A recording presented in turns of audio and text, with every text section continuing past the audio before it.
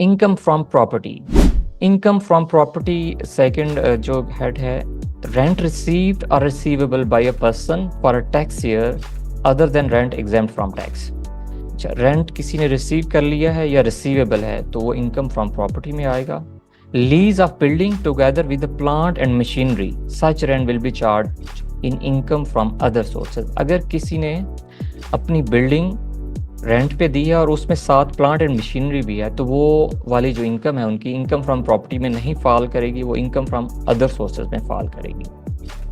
अच्छा, अब लॉ में ये है कि इनकम फ्रॉम प्रॉपर्टी जिनकी है उनको कुछ अलाउएबल डिडक्शंस दी गई हैं अमाउंट टैक्स चार्जेबल कैलकुलेट करने के लिए। तो वो है repair and maintenance 1/5 of the rent, chargeable rent.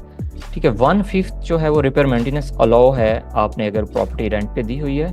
कोई प्रीमियम आप पे करते हैं और कोई लोकल टैक्स अगर आपने पे किया है तो वो भी इस पे अलाउ है। प्रॉपर्टी टैक्स या लोकल या म्यूनसिपल जितने भी तरह के टैक्सेस हैं वो आप इस पे ले सकते हैं। और अगर कोई ग्राउंड रेंट है आपने दिया हुआ तो वो भी इसमें से आप माइनस कर सकते हैं। और अगर आपने कोई लोन लिया हुआ है उससे ये प्रॉपर्टी आपने कंस्ट्रक्ट की है या रेनोवेट की है कुछ है, वो लोन की इंटरेस्ट की अमाउंट भी आपकी अलाउएबल डिडक्शन में फॉल करती है। और इसी तरह any expenditure allowed up to 4% of the rent. इसके अलावा कोई अगर और एक्सपेंसेस हैं तो वो आप अप टू 4% अब चार्जेबल रेंट टू टैक्स जो है उस पे वो ले सकते हैं, क्लेम कर सकते हैं। और कोई लीगल सर्विसेज हैं, कोई आपका उसी प्रॉपर्टी का डिस्प्यूट है तो वो भी आपकी अलाउएबल डिडक्शन में फॉल करती हैं।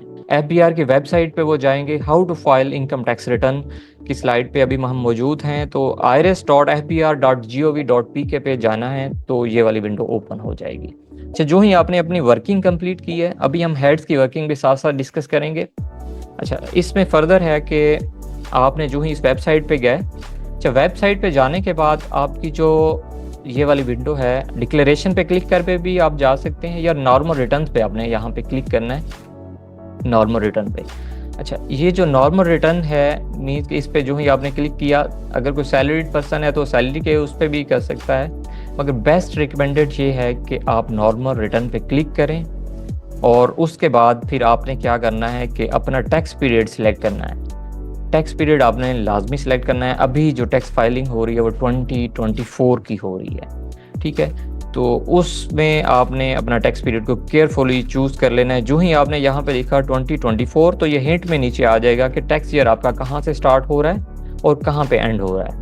अच्छा, इनकम फ्रॉम प्रॉपर्टी हमने जिस तरह थ्योरेटिकल उसमें डिस्कशन की थी, रेंट रिसीव हुआ है 250,000 का और लॉ में जो उसकी अलाउएबल डिडक्शन गिवन है वो है 50,000 की।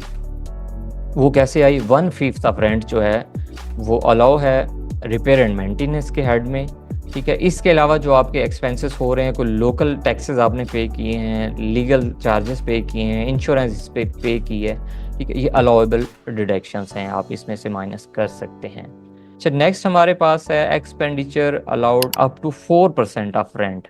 मीन्स इनके अलावा कोई अगर और एक्सपेंस आपका हो रहा है, ठीक है, तो रेंट चार्जेबल जो टू टैक्स की जो अमाउंट होगी, मीन्स कि ये अमाउंट माइनस ये वाला डिडक्शन, इसके बाद की जो अमाउंट होगी उसका 4% आपको ये लॉ अलाउ करता है कि वो भी एक्सपेंडिचर आप ले सकते हैं, वो आपके अलाउएबल डिडक्शंस में है।